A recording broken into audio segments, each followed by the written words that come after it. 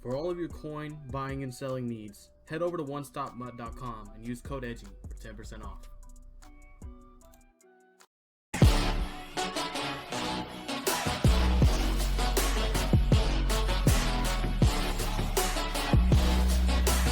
What's up, guys? Edgy here bringing another video, and today this is going to be part 2 of our Madden 21 team previews slash way too early predictions.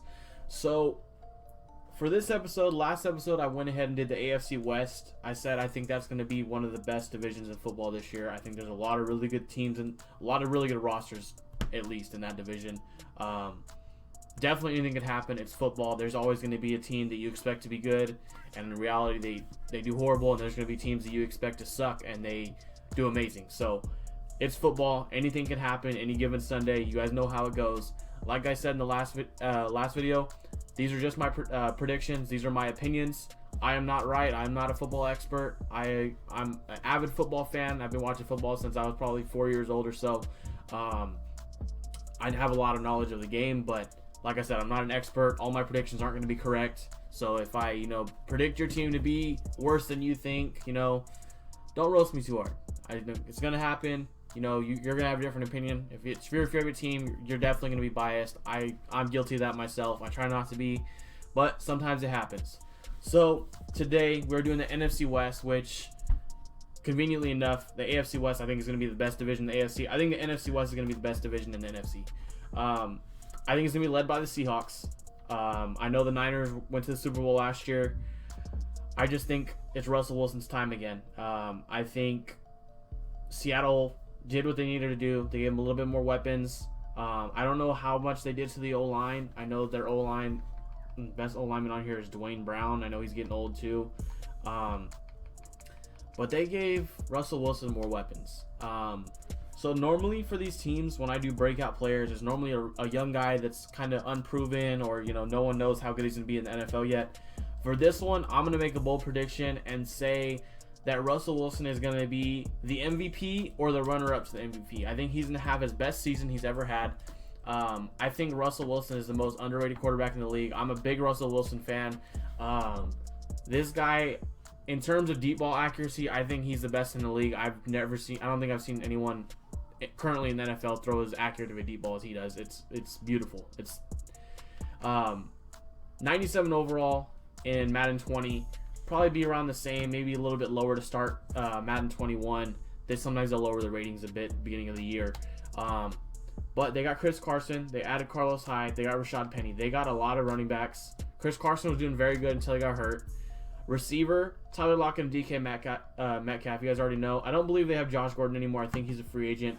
They added Philip Dorsett, and there's also talks that they might bring in Antonio Brown. I don't know if that's going to happen or not. I think any team that takes a risk on Antonio Brown is definitely a big risk. But, if he does play, he's one of the best receivers in the league. So they can handle his CTE, get him to calm down, chill out for a season. That's probably the best receiving core in the NFL, because Tyler Lockett, also very underrated. There's a lot of Seahawks players that are really underrated. DK Metcalf, big physical monster. Obviously not the greatest route runner, but in terms of going up and getting the football, burning people, he can do it. And he's only going to get better. He was only a rookie last year. And they went ahead and added probably a future Hall of Famer in Greg Olsen at tight end. I know he's getting up there in age. Will Dissly, Jacob Hollister, those guys aren't bad. Greg Olsen, though, he's still reliable. Okay, he may not be he may not be fast, but the thing is, he's reliable. Kind of like Jason Witten, he's not going to be burning people, but he's going to be that safety, that security blanket. You need a 3rd down and 5. You got him on a little curl route. You throw it to him. He's going to catch the ball in traffic. He's going to make those big time catches for you. Their O-line, of course, still not the greatest. They did add a rookie, Damian Lewis. Don't know much about him. Defensively, you guys already know. They're not the Legion of Boom anymore, but they still have Bobby Wagner. KJ Wright's still decent. They got Jordan Brooks. Shaquille Griffin, very solid young corner. Quentin Dunbar, I'm not sure about the situation with him. I know he was arrested. I'm not sure if he's going to be locked up or if he's going to be locking up, I guess only time will tell. Safety, Quandre Diggs, they got him from the Lions last year. I believe he was hit or miss. He had a couple good games. He had a couple bad games. And strong safety, Bradley McDougald, I think he's about the same. But definitely, I think their offense is actually going to be better than their defense this year. I think Russell Wilson is going to be phenomenal. And I got the Seahawks going 12-4. I would have them going a little bit better, but just because of the strength of their division, I think they get probably, they get split with the Niners and they get split with the Cardinals. Even with the Rams, because the Rams, even though I don't think they're going to be as good this year as they were 2 years ago when they went to the Super Bowl, they're still going to be a solid team that, they could give people trouble. I'm going to move on to the next team. All right, guys. So for the next team, I got the Niners. Obviously, this is very controversial. The Niners went to the Super Bowl last year. And I have Seattle, winning more games than the division. Obviously, anything can happen in the playoffs. One team could be, 9-7 and go into the playoffs. Another team could be 14-2 going to the playoffs. And a 9-7 team could get hot at the right time, and they could go to the Super Bowl. So, am I saying that the Seahawks are going to go further than the Niners? I'm not saying that. I'm just saying I think they're going to have a better regular season record. So, that's just letting you guys know, okay? So, the Niners, okay? George Kittle, Richard Sherman. They added Trent Williams after Joe Staley retired. That was a big move. Trent Williams has been off for a year, though. So, we got to see, how is he going to come back after having a year off. Bosa, phenomenal, dominant pass rusher, super young. Fred Warner really came along last year. They did lose DeForest Buckner. They traded him to the Colts, and then they went ahead and drafted Javon Kinlaw. So basically, what they lost, they kind of added to. Running back, they did trade Breida to the Dolphins for a 5th-round pick. I was very happy about that. But they still have 3 very good running backs. Mostert, Coleman, McKinnon's coming back from injury. They still have a lot of running backs that are really good. They still have probably, arguably the best fullback in the league, Kyle Juszczyk. Now, at wide receiver, they drafted Brandon Ayuk. I believe that's how you say his name, in the 1st round. I don't know a lot about him, but he was a 1st-round pick, so I'm pretty sure he's got to be good. At least, he's got to be good enough for them to draft him. But for the Niners breakout player, even though he had a very good rookie season, I'm going to go with Deebo Samuel. I think the biggest issue with the Niners for me, their defense is phenomenal. I don't remember the exact record. I think they were 1-3 in games where Garoppolo threw over 25 passes last year. So obviously, if their run game isn't working, that's when they struggle. But I think Deebo Samuel still, when they do pass the ball, besides Kittle, he's going to be the number 1 target. I think he's probably going to hit 1,000 yards this year, if not be very close to it. I think he's going to have a really good season. I really like the way this guy plays. He reminds me a lot of Jarvis Landry after the catch. Because he's not scared of contact. Most wide receivers, they'll catch the ball, they'll go out of bounds. This guy, Jarvis Landry, there's other guys that do it too, but these guys want contact. These guys are lowering their shoulder. They're not trying to avoid people. They're fighting for yards. Once they have the ball in their hands, they run like a running back. They don't run like a receiver, duck out of bounds. They're going to try to get those extra couple yards, and they're going to do the dirty work. Rest of the roster, George Kittle, top 3 tight end, no doubt. Probably number 1, but we're not going to have that argument. Offensive line, pretty solid. Defense, you guys already know. I don't really got to talk about the defense. The Niners defense is still going to be ridiculous this year. They have a lot of young guys that are only going to get better.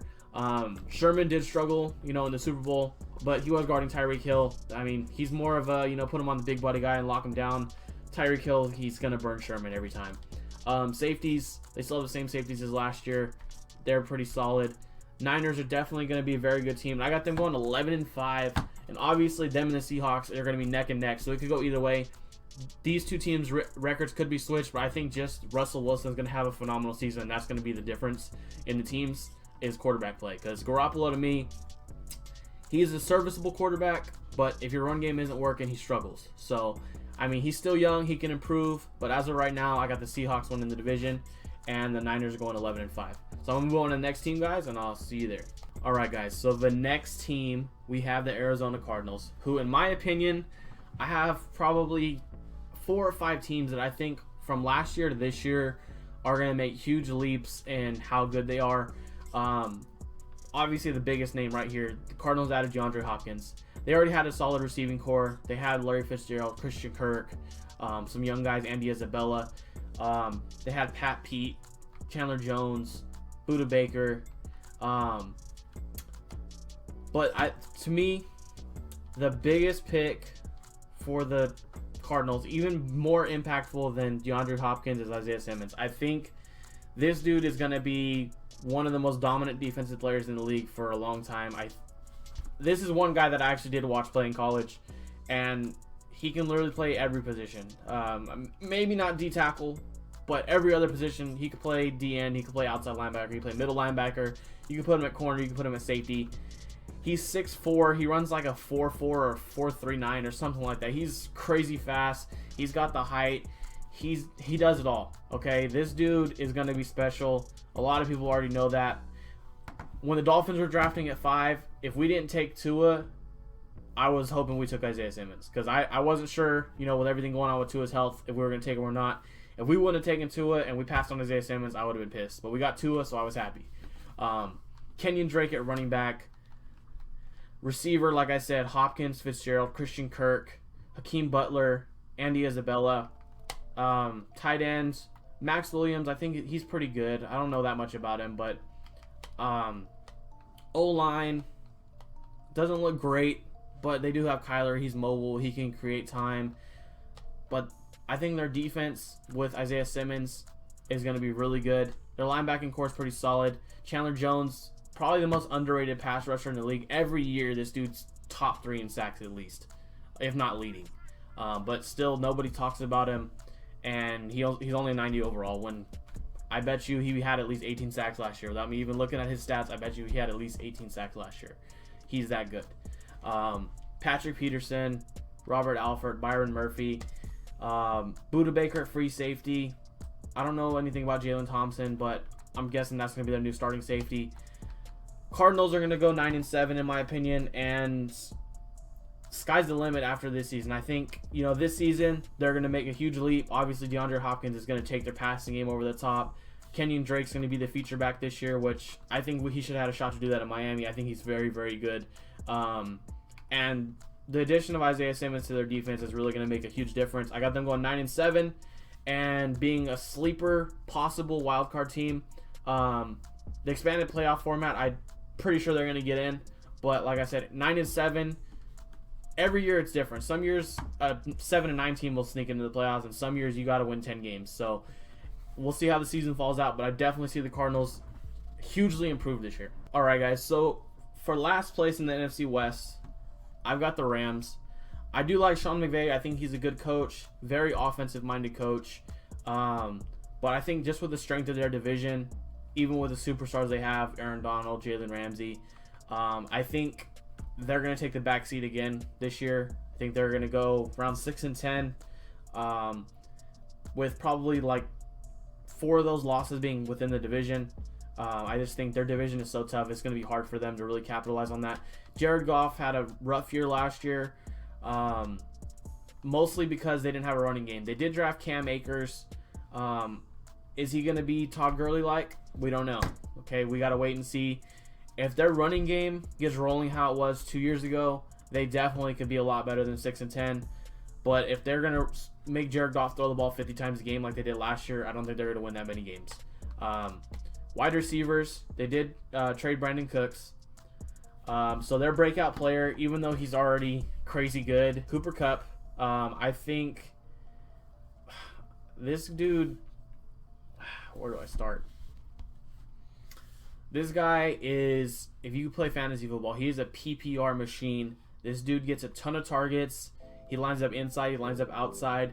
Very, very reliable. If you play like FanDuel or DraftKings, this dude is almost a must on every team you get just because they throw him the ball constantly. Very, very good receiver. They also have Robert Woods on the other side, who is also very good. Tight end, they got Tyler Higbee and Gerald Everett. Very good young tight ends. Andrew Whitworth still hanging on at left tackle. That dude's been in the league forever. Defensive line, Michael Brockers, Aaron Donald, Ashawn Robinson, very solid D-line. Samson Ibaka, pretty good pass rusher. Not familiar with these middle linebackers. Leonard Floyd is another dude who I think could be their breakout player. I said Cooper Kupp because I think he's going to have a really good year because he's going to be healthy, hopefully, the whole year. But defensively for them, I'm going to say Leonard Floyd. I think change the scenery. He played for the Bears since he was drafted. Never really produced the way that the Bears expected him to. and now he's getting a fresh start for a different team. He's taking place for Dante Fowler, who signed with the Falcons, I believe. And I think they're going to find a way, and he's going to, become that guy that the Bears wanted him to be. I think he's going to turn into a really good pass rusher and make a difference for the Rams, especially having, Aaron Donald, eating up double teams. Leonard Floyd's going to get a lot of one-on-ones coming off the edge, and I think it's going to benefit him a lot. Corner, you guys know they have Jalen Ramsey, Troy Hill. They got a rookie, David Long. Don't know much about him. Safety, Taylor Rapp, John Johnson, very solid, strong safety. Yeah, I got the Rams going 6-10, and that's going to conclude this division, guys. Like I said, this division is going to be very competitive. I think every team in this division is going to be good enough to where they can beat anybody on any given Sunday. I think all of these teams are massively talented. All of them have different strengths and weaknesses, obviously, but just to break down once again, I've got the Seahawks going 12-4, 49ers going 11-5, Cardinals going 9-7, Rams going 6-10. So like I said, this is just my opinion. I'm not an expert. If I rated your favorite team, you're a Rams fan, I rated you guys 6-10, and you disagree, you don't gotta attack me in the comments. I have my opinion, you have your opinion. Obviously, whenever I talk about the Dolphins, people are probably gonna say I'm biased, so I'm saving that video for last. But this is part 2 of Madden 21 team previews and way too early predictions. I hope you guys enjoyed the video. If you did, please make sure to smack that like button, hit that sub button if you're new, turn notifications on. As always, everyone have a great day. I'm out.